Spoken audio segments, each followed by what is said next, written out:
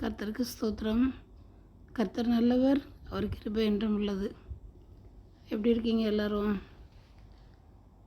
கர்த்தருக்குள்ள மகிழ்ச்சியாக இருக்கீங்களா? நான் நல்லா இருக்கேன்.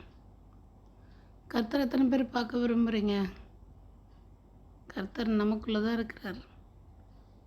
நாம் தான் அவருடைய சரீரம். நம்ம முகம்தான் அவருடைய அழகு. கர்த்தர் நல்லா இருக்கிறாரோ இல்லையோ, ஆனால் அவருடைய குணங்கள் மிக மிக அழகு. அந்த குணங்களுக்காகவே நாம் அவரை நேசிக்கிறோம்.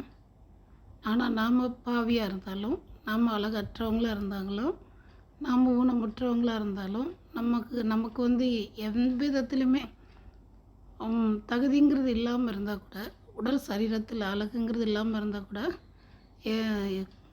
கர்த்தர் இயேசு சாமி நம்மளை மிகவும் மிகவும் மிகவும் நேசிக்கிறவராக இருக்கிறார். அவரோட அன்புக்கும் அவருடைய கிருபைக்கும் அளவே இல்லை. அவருடைய தயவு, நீடிய பொறுமை, சாந்தம், இதையெல்லாம் நம்மளையும் தொடரும். நம்மளை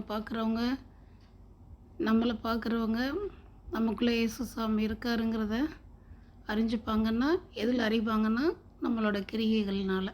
கிரியைகள்னால் என்ன? செயல்களால் நம்மளோட செயல்களெல்லாம் அவரை போலவே இருந்தால் அவர் நமக்குள்ளே இருக்கிறாருங்கிறத அறிஞ்சுப்பாங்க. கர்த்தரை பற்றி என்ன சொல்கிறது? உலகங்கள் பூரா ஆண்டவரை பற்றி சொல்லிக்கிட்டு தான் இருக்காங்க. எத்தனையோ பேர் கர்த்தரை அவமதிக்கிறவங்களும் இருக்காங்க, அன்பு கொடுக்குறவங்களும் இருக்காங்க, அன்பு நேசிக்கிறவங்களும் இருக்காங்க. கர்த்தர் யாரையுமே வெறுக்கலை, யாரையுமே விட்டு விடலை. நம்மளோட சரீரம் அழிந்து போகும், ஆத்மா அழிந்து போகாது. ஆனால் அவர் நம்மளோட ஆத்மாவுக்காக அவர் ரொம்ப பிரயாசப்படுறாரு.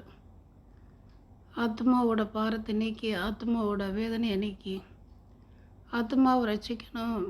ரட்சிப்பு என்னன்னா, காக்கப்படுறது தான் ரட்சிப்பு.